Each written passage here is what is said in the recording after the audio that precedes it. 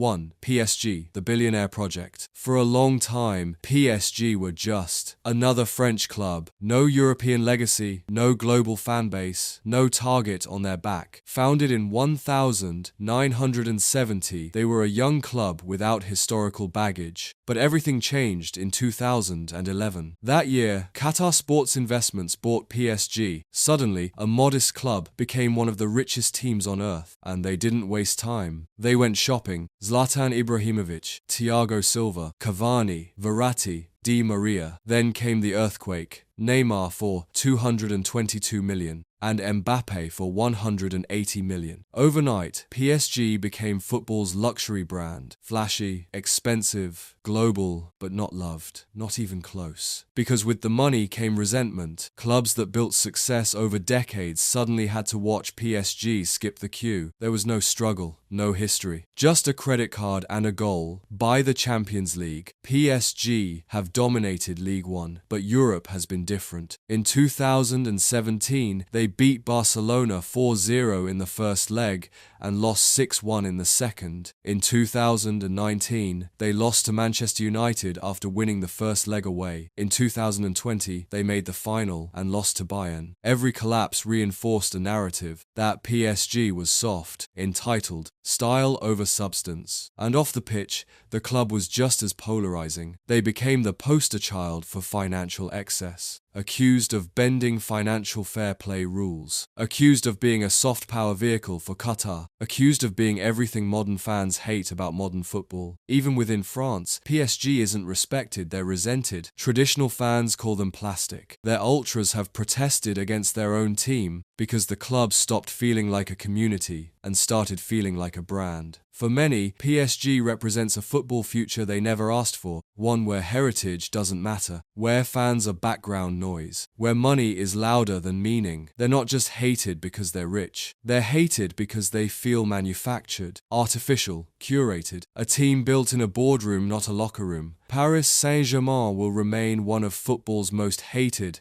and least feared giants. 2. Manchester United from glory to grudge. Manchester United is the most supported football club on earth, and depending on who you ask, the most hated. But that hatred didn't come out of nowhere. It was earned, slowly, deliberately, season by season, trophy by trophy. For many, United represents everything they despise in modern football. Wealth, power, arrogance. A machine that once chewed up every other club in England and then expected applause for doing it. From the early days under Sir Matt Busby to the domination under Sir Alex Ferguson, United built an empire on resilience and ruthlessness. They didn't just beat you, they outlasted you, and they made you hear about it. Ferguson's United became the villain in English football. Late goals, questionable penalties, injury time that mysteriously stretched just long enough. They had the referees. They had the media. They had the silverware. And they had the attitude to match. Confident, cold, in control. If you were a rival fan in the 90s or 2000s, hating United wasn't a choice. It was a survival tactic. But even as the trophies slowed after Ferguson's retirement in 2013,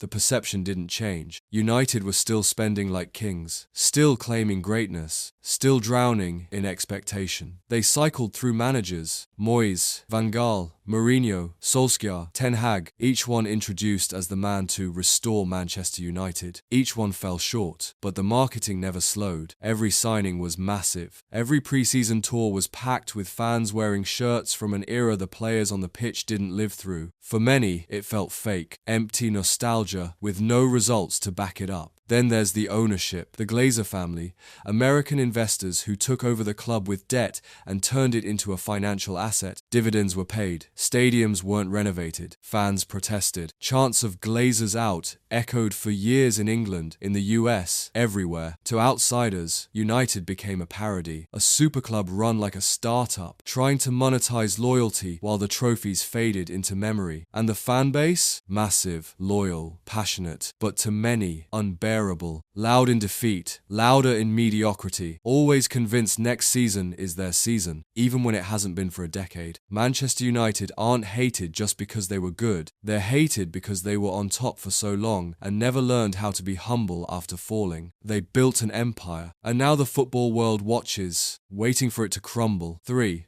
Real Madrid, royalty or ruthless? You don't win 14 Champions League titles without making enemies. And Real Madrid has plenty. They're the most successful club in European history, maybe in all of football. But with that success came a reputation, a specific kind of greatness. The cold, corporate, ruthless kind. Real Madrid don't win by being lovable, they win by being relentless and unapologetically elite. This is a club that doesn't just demand trophies, it expects them, and anything less? Unacceptable. They've fired managers who won the league. They've sold legends like they were expired milk. Raúl, Casillas, Ronaldo, Ramos. No farewell tour, just a press release. That's the Real Madrid way. No room for sentiment, no time for decline. To their fans, that's ambition. To everyone else, that's arrogance. Real Madrid doesn't develop stars. They buy them. Galacticos. Big names, big egos, big price tags. Zidane, Figo, Beckham, Ronaldo. Then a new generation. Bale, Modric, Cristiano, Hazard. If there's a global star on the market, Madrid are calling. And when they do win, it's not humble. It's not gritty. It's not the underdog story. It's fireworks, gold confetti, press conferences full of self-congratulation. Their fans call it legacy. Their critics call it entitlement. And in Spain, that divide runs deep. You're either with Madrid or absolutely against them. Ask any Barcelona or Atletico fan what the club represents. They'll say power, privilege,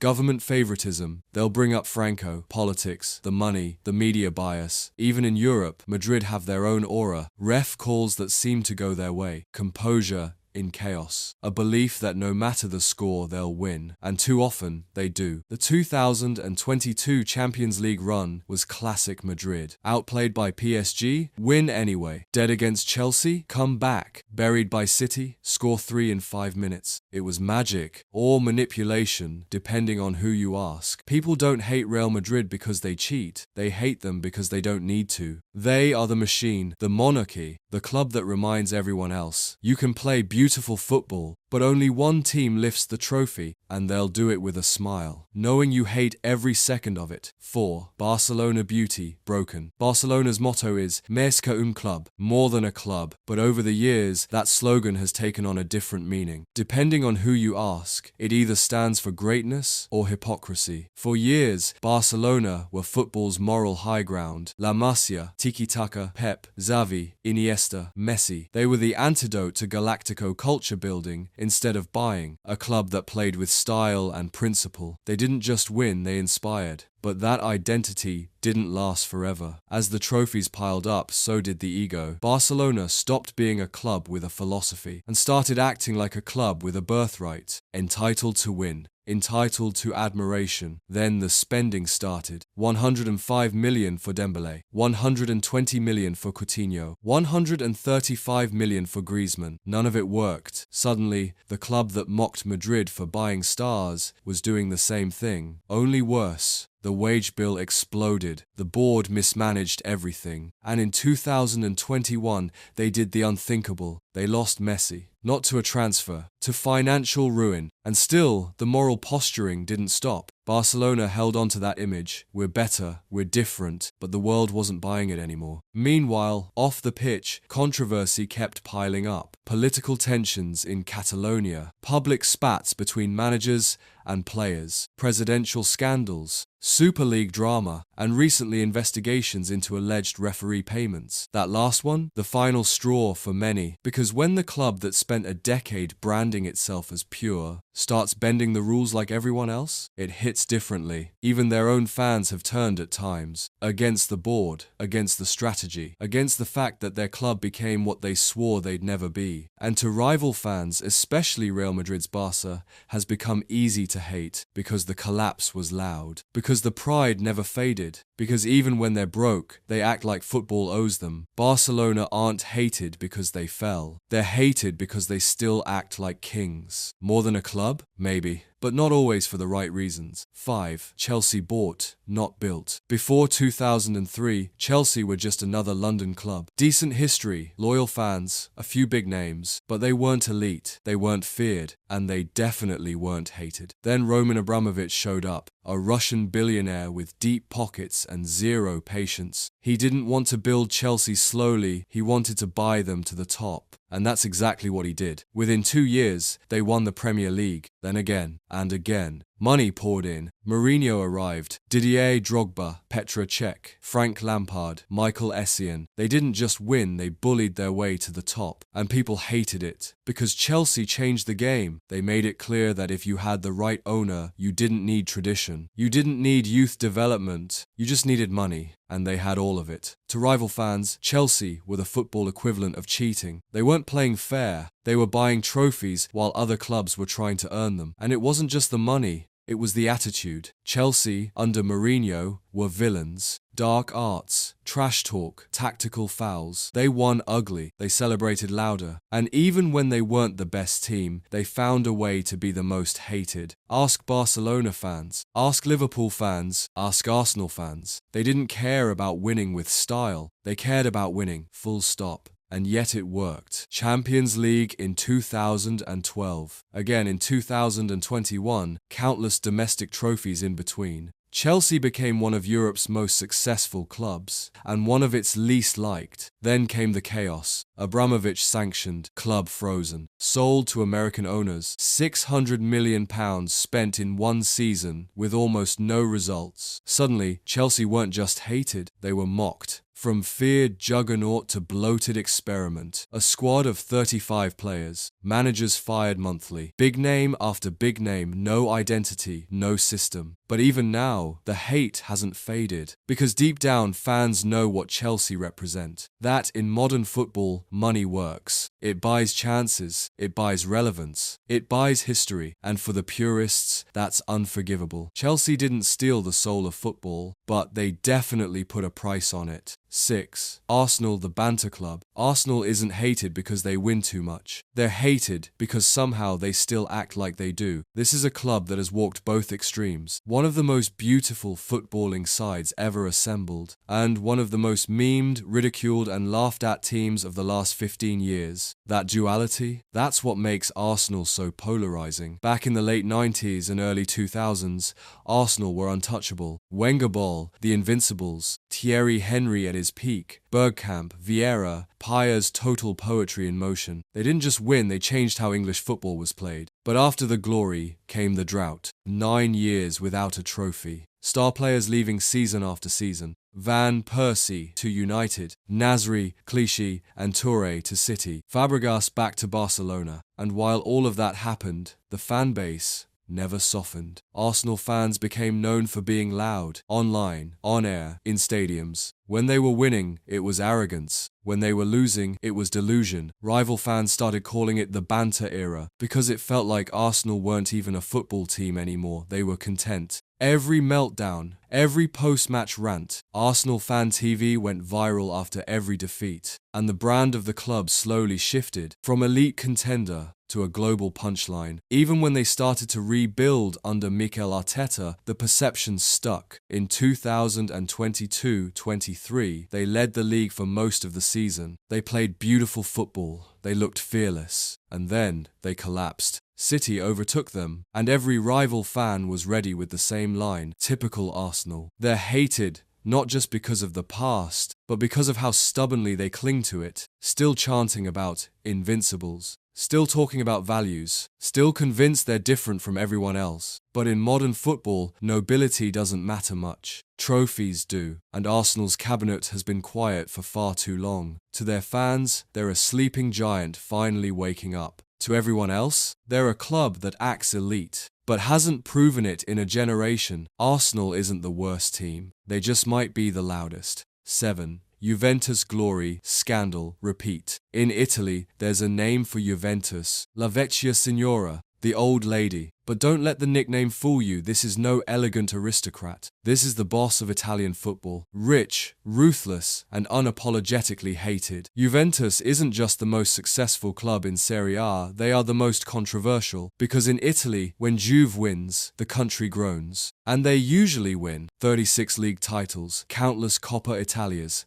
9 consecutive Scudetti from 2012 to 2020. A grip on the league so tight, it felt rigged. And, well, sometimes it was. In 2006, Juventus were the face of the biggest scandal in Italian football history, Calciopoli. Wiretaps, referee selections, league manipulation, They were stripped of 2 league titles and relegated to Serie B, a fall from grace that should have ended their dominance. But it didn't. They bounced back, stronger, smarter, and to their rivals even dirtier, because Juventus never changed who they were. A club obsessed with control, a brand built on winning by any means necessary. When Serie A's TV rights are discussed, Juve's at the table. When league formats shift, they benefit. When decisions are 50-50, well, you know which way they go. And yet, when it comes to Europe, they stumble. Finals lost, dreams crushed. The one trophy they crave, the Champions League, continues to slip away. That contradiction fuels even more resentment. In Italy, they're bullies. In Europe, they're pretenders. And then there's the business side. Cristiano Ronaldo's arrival in 2018 made headlines and enemies. The Super League disaster in 2021. Juventus were one of the architects. Even after it collapsed, they refused to apologize, because Juventus never apologize. Most clubs win titles and earn respect. Juventus wins and gets accused of corruption, of favoritism, of rigging the system. Whether it's true or not almost doesn't matter anymore, because the image is already there. White and black stripes, cold boardrooms, empty apologies, and another title parade in Turin. People don't just hate Juventus because they win. They hate how effortless and shameless they make it look. In a league built on passion, history, and heart, Juve chose power, and they've worn the hate like a badge ever since. 8. Manchester City, too rich to fail. Manchester City didn't just rise, they exploded. From mid-table mediocrity to global superpower in under a decade. And in that time, they've won almost everything except the benefit of the doubt. Before 2008, City were harmless, a noisy neighbor to United. An occasional top-flight team with flashes of magic and long spells of irrelevance. But then the takeover happened. Abu Dhabi's Sheikh Mansour bought the club, and with him came unimaginable wealth. City didn't just spend, they flooded the market. Robinho, Yaya Touré, David Silva, Sergio Aguero, then De Bruyne, Sterling, and eventually Erling Haaland. They built a dynasty with a war chest no one else could match, and fans noticed. Not just City fans, everyone else. Because this wasn't just good scouting or smart tactics, it was state-backed dominance. And to rival supporters, it felt like cheating in slow motion. The Premier League opened over 100 financial charges against City in 2023. Alleged rule breaches, false sponsorship deals, questionable accounting. Years of suspicion finally turned into official investigation. City denied everything, but the damage was done. Their success, as dominant as it's been, started to feel hollow to critics. Every trophy came with an asterisk. Every comeback, every title race, every 100-point season met with, but look at their spending. Even Guardiola, one of the greatest managers of all time, isn't immune. His brilliance is real, but it's always followed by, yeah, but could he do it without unlimited money? On the pitch, City are near perfect. Clinical, precise, inevitable. Off the pitch, they're shadowed by questions. And their fanbase? Growing, but still accused of being manufactured. Plastic fans, empty seats. Critics say City bought not just players, but attention. And in the age of global football, that's unforgivable to traditionalists. But maybe the real reason City are hated is simpler. They've erased hope. They don't just win, they end seasons before they begin. They make 95-point seasons look average. They took the most competitive league in the world and made it predictable. Manchester City are a modern machine, efficient, intelligent, unstoppable. But machines don't inspire loyalty. They inspire suspicion, and in City's case, plenty of hate. So there you have it, 8 football clubs the world loves to hate. Maybe your team made the list. Maybe your team is the reason this list exists. But hey, if we left someone out, don't worry, they'll probably earn their spot in next year's update. Looking at you, Tottenham. If you enjoyed this trip through football's villain arc, drop a like it's a last-minute winner, hit subscribe harder than Roy Keane on a 50-50, and comment below which club you think deserves a red card just for existing. Because love or hate, we all just want one thing, 3 points, and someone to argue with.